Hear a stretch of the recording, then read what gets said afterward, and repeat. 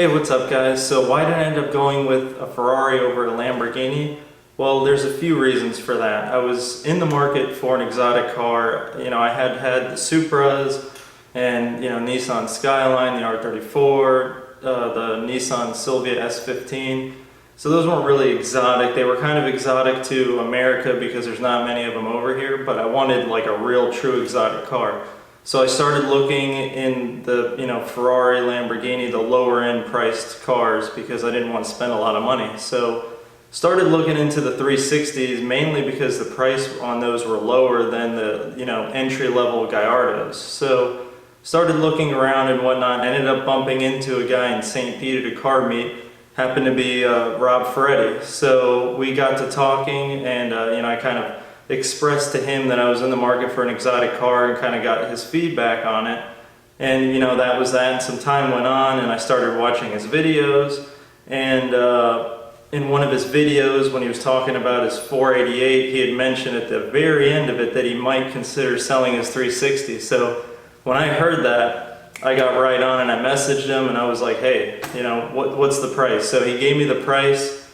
It was in the range I was looking to spend, and since he had all the documented history on that car via videos on his YouTube channel, I went ahead and went for it. So that's the big reason I went with the Ferrari over the Lamborghini. It was mainly the price. Generally, from what I've researched, you could get into a low entry Gallardo for around like $75,000, $80,000 on the low end, whereas with the 360 you can get into those in the 60s.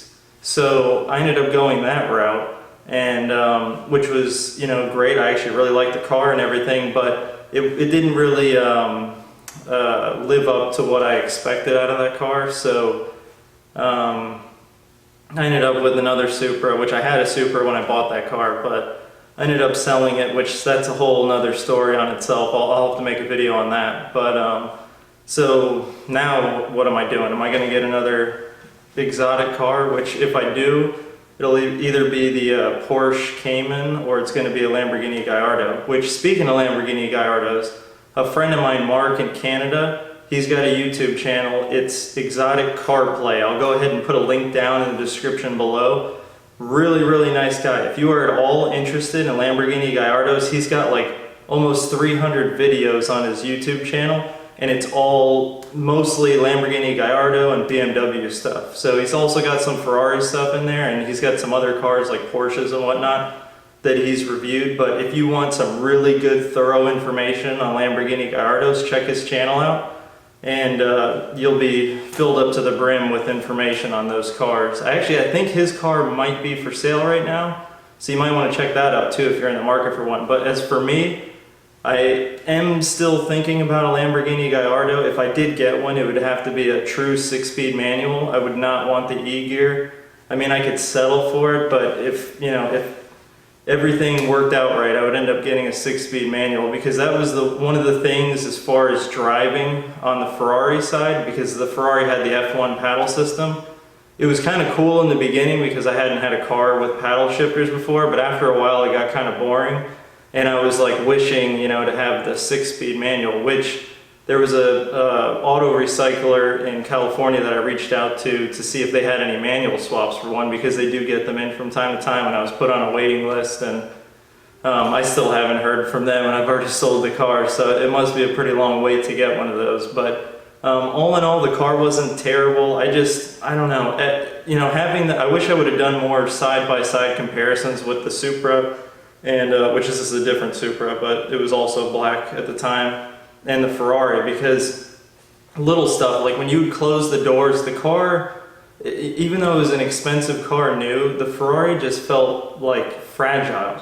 It's hard to explain, but when you close the door in the Toyota, it's like thud, and it seems solid, you could slam it, nothing's gonna happen. On the Ferrari, and it's not because it was a Ferrari, I was afraid to close the doors or anything, but the way everything closed and fit and finished, it just seemed fragile. It didn't really seem like it would last. So, if any of you guys, I think some of my subscribers out there have mentioned that they have 360s. If you guys feel the same about that, comment down below. But it just felt, I don't want to say cheap, but it felt like it could easily break if you put a little too much force on something on the interior or something on the exterior of the car.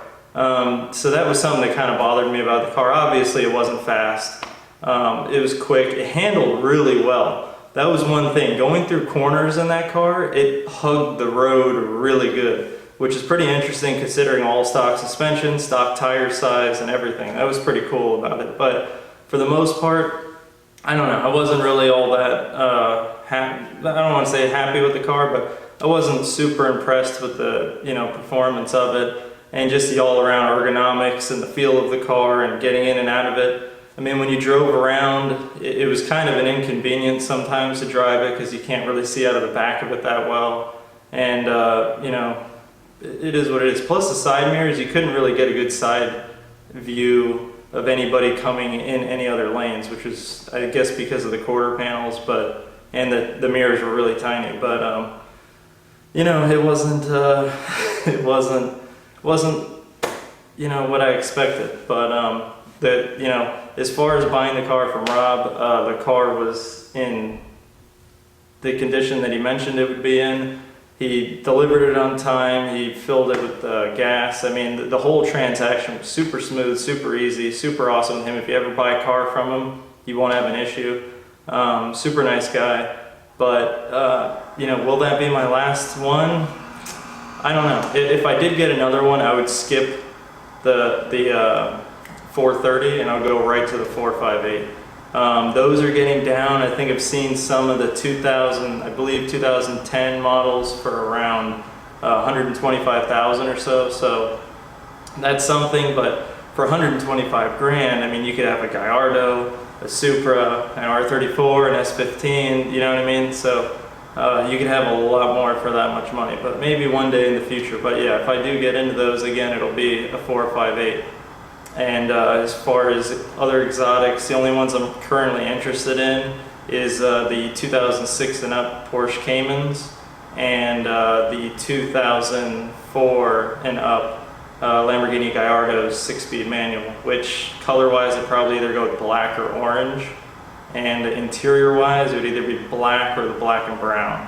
But yeah, so I just wanted to kind of update you guys on that. I have sold the car, which if you guys follow me on Instagram, which I got a link down below, you know about that. But I usually don't post too often on YouTube, which I'm trying to do more of.